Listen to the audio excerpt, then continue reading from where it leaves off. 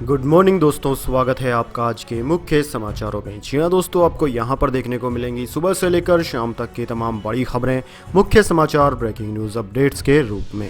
तो दोस्तों, आप सभी लोगों से रिक्वेस्ट है इस वीडियो को ज़्यादा से ज़्यादा लाइक और शेयर करें। तो दोस्तों सीधे चलते हैं आज की पहली बड़ी खबर की ओर। मध्य प्रदेश कांग्रेस में बड़ी हलचल, पूर्व मुख्यमंत्री कमलनाथ ने नेता प्रतिपक्ष के पद से दे दिया इस्तीफा। जी हां दोस्तों, कांग्रेस के वरिष्ठ नेता कमलनाथ ने मध्य प्रदेश में कांग्रेस विधायक दल सीएलपी के नेता पद से गुरुवार को इस्तीफा दे दिया। सूत्रों के मुताबिक खबर है कि कांग्रेस अध्यक्ष सोनिया गांधी ने उनका इस्तीफा स्वीकार भी कर लिया है। दरअसल दोस्तों, सोनिया गांधी ने गोविंद सिंह को कांग्रेस विधायक दल का नया नेता नियुक्त किया है। गोविंद सिंह भिंड जिले के लाहार से विधानसभा सदस्य हैं। पूर्व मुख्यमंत्री और प्रदेश कांग्रेस अध्यक्ष कमलनाथ ने पार्टी की एक व्यक्ति एक पद की नीति के अनुरूप सीएलपी के नेता पद से इस्तीफा दिया है। दोस्तों आपकी जानकारी के लिए बता दें, गोविंद सिंह 7 बार के विधायक हैं और कांग्रेस में कई महत्वपूर्ण पद संभाल चुके हैं। ऐसे में उन्हें नेता प्रतिपक्ष की बड़ी जिम्मेदारी सौंपी गई है, लेकिन उनकी नियुक्ति पर अभी से राजनीति शुरू हो चुकी है। इसके बाद दोस्तों अगली बड़ी खबर, दिल्ली के शाहीन बाग और जामिया इलाके में एनसीबी की रेड, 350 करोड़ की हेरोइन जब्त।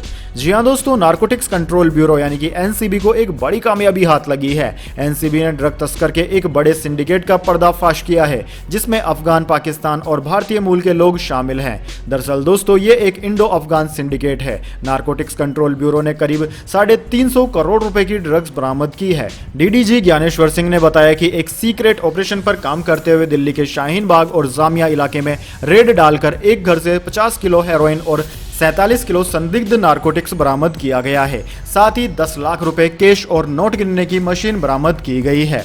दरअसल दोस्तों, जांच में पता चला है कि यह हेरोइन पेड़ की डालियों में कैविटी बनाकर छिपकर समुद्र और पाक बॉर्डर के रास्ते हिंदुस्तान लाई गई थी। साथ ही एनसीबी को शक है कि बरामद कैश भी हवाला के जरिए हिंदुस्तान लाया गया।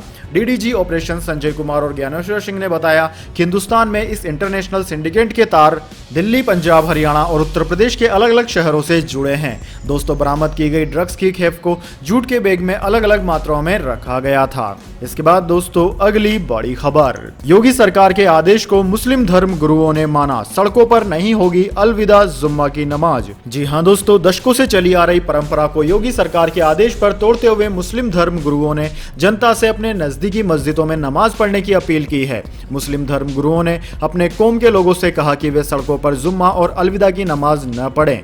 दोस्तों आपकी जानकारी के लिए बता दें, रामपुर में जुम्मा तुल विदा की नमाज ऐतिहासिक हुआ करती थी। आजादी से पहले से चली आ रही परंपरा के अनुसार रामपुर के जिले भर से लोग शहर की जामा मस्जिद जाते थे और जुम्मे की नमाज पढ़ते थे, जिनमें कई लाख लोग नमाज अदा करते थे। कोई कई किलोमीटर तक सड़क में, सड़कों पर, मकानों की छतों पर और दुकानों में नमाज पढ़ा करते थे। इस परंपरा में कभी भी कोई हिंदू मुस्लिम विवाद नहीं हुआ, बल्कि जामा मस्जिद के निकट सराफा बाजार में हिंदू समाज के लोग भी अपनी दुकानों में मुस्लिमों के नमाज पढ़ने की खास व्यवस्था किया करते थे। लेकिन योगी सरकार के आदेश के बाद शासन और मुस्लिम धर्म गुरुओं के बीच वार्ता में तय हुआ कि इस बार सड़कों पर नमाज नहीं पढ़ी जाएगी। इसके बाद दोस्तों अगली बड़ी खबर, प्रधानमंत्री मोदी के जम्मू कश्मीर दौरे पर पाकिस्तान ने उठाए सवाल, तो भारत ने दिया करारा जवाब, कहा आपको कोई हक नहीं।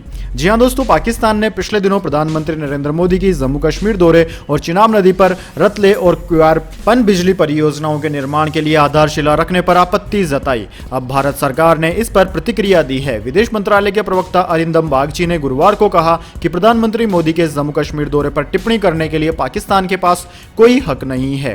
क्या पाकिस्तान को लेकर भारत के रुख में बदलाव हुआ है? इस सवाल पर बागची ने कहा कि हमारा रुख बहुत सीधा है कि ऐसा एक माहौल हो जिसमें आतंकवाद न हो। ऐसे माहौल में ही बातचीत हो सकती है। हमारा मुख्य मुद्दा हमेशा यही रहा है, ये हमारी जायज मांग है, कोई बदलाव नहीं है।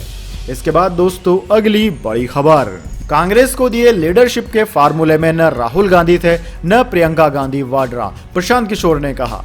जी हाँ दोस्तों, रणनीतिकार प्रशांत किशोर ने आज तक के खास कार्यक्रम थर्ड डिग्री में कई मसलों पर खुलकर बात की। उन्होंने कहा कि कांग्रेस को दिए गए लीडरशिप के फार्मूले में न राहुल गांधी थे और न ही प्रियंका गांधी वाड्रा। पीके ने कहा कि कांग्रेस को किसी पीके की जरूरत नहीं, मेरा कद इतना बड़ा नहीं है कि राहुल गांधी मुझे भाव दें।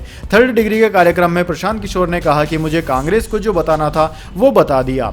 दोस्तों आपकी जानकारी के लिए बता दें, प्रशांत किशोर ने कहा कि कांग्रेस को पहले ही बता दिया था कि 5 राज्यों में उनकी कोई संभावना नहीं है। आने वाले लोकसभा चुनाव में पीके की क्या तैयारी रहेगी, इस पर उन्होंने कहा कि 2024 के लिए उनकी कोई तैयारी नहीं है। मोदी को चैलेंज के सवाल पर पीके ने कहा कि 2024 के लोकसभा चुनाव में मोदी को कौन चैलेंज करेगा, इसकी मुझे कोई जानकारी नहीं है। प्रशांत किशोर ने कहा कि मुझे ममता बनर्जी के साथ काम करने में कोई दिक्कत नहीं हुई, उनसे मेरी कभी नोकझोंक नहीं हुई। ममता बनर्जी के सवाल पर उन्होंने यह जवाब दिया था। इसके बाद दोस्तों अगली बड़ी खबर, जम्मू कश्मीर के पहले यूपीएससी टॉपर का दर्द, सर्विस में लौटना चाहते हैं पूर्व आईएएस साहब फैजल, बोले मैंने जो गलतियां की उन्हें सही करूंगा। जी हां दोस्तों, सरकारी नौकरी छोड़ राजनीति में जाने वाले पूर्व आईएएस साहब फैजल ने सर्विस में लौटने के संकेत दिए हैं। जम्मू कश्मीर के पहले यूपीएससी टॉपर रहे शाह ने बुधवार को एक के बाद एक ट्वीट किए। इनमें उन्होंने अपने आदर्शवाद के बारे में बात की। जब उन्होंने 2019 में राजनीति में शामिल होने के लिए सरकारी नौकरी से इस्तीफा दिया था तो शाह ने ट्वीट करके बताया कि पिछले 8 महीनों यानी कि जनवरी 2019 से अगस्त 2019 में मैं टूट गया था। मैंने लगभग सब कुछ खो दिया जो मैंने कई सालों की मेहनत से बनाया था, चाहे वो नौकरी हो, दोस्त हो या प्रतिष्ठा हो। मेरे आदर्शवाद ने मुझे निराश किया लेकिन मैंने उम्मीद नहीं खोई है। उन्होंने आगे लिखा, मुझे अपने आप पर विश्वास है कि मैंने जो गलतियां की है उन्हें सही करूंगा। जीवन मुझे एक और मौका देगा। मैं बीते हुए 8 महीनों को पूरी तरह से मिटाना चाहता हूं। असफलताएं हमें मजबूत बनाती है। मैं 39 साल का हो गया हूं और नई शुरुआत के लिए उत्साहित हूं। इसके बाद दोस्तों अगली बड़ी खबर, महाराष्ट्र में योगी बनाम भोगी, यूपी के सीएम की जमकर हो रही है तारीफ। उद्धव के फैसलों से नाराज हैं लोग। जी हां दोस्तों, एमएनएस प्रमुख राज ठाकरे के ट्वीट के बाद अब महाराष्ट्र के पूर्व मुख्यमंत्री देवेंद्र फडणवीस की पत्नी ने तंज कसते हुए योगी आदित्यनाथ को असली योगी और राज्य के मुख्यमंत्री उद्धव ठाकरे को भोगी बताते हुए ट्वीट किया। ए भोगी, कुछ तो सीख हमारे योगी से। दोस्तों दरअसल अमृता फडणवीस ने ट्वीट करते हुए महाराष्ट्र की मुख्यमंत्री पर निशाना साधा और कहा कि ये भोगी है और योगी से इन्हें कुछ सीखना चाहिए। दोस्तों आपकी जानकारी के लिए बता दें, इससे पहले मनसे प्रमुख राज ठाकरे ने एक ट्वीट करते हुए मराठी और अंग्रेजी में लिखा, धार्मिक स्थलों खासकर मस्जिदों से लाउडस्पीकर हटाने को लेकर मैं योगी सरकार को पूरे दिल से बधाई देता हूं। दुर्भाग्य से महाराष्ट्र में कोई योगी नहीं है, हमारे पास भोगी है। मैं ईश्वर से सद्बुद्धि देने की प्रार्थना करता हूं। इसके बाद दोस्तों अगली बड़ी खबर, एमपी, यूपी और राजस्थान के 7 शहरों में 45 डिग्री के पार हो गया पारा। मई में 48 डिग्री तक पहुंचने का है अनुमान।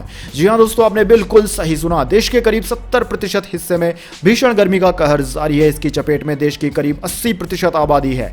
बुधवार को देश के 33 शहरों में तापमान 44 डिग्री को पार कर गया। इनमें 7 शहरों में तो तापमान 45 डिग्री से भी ज्यादा रहा।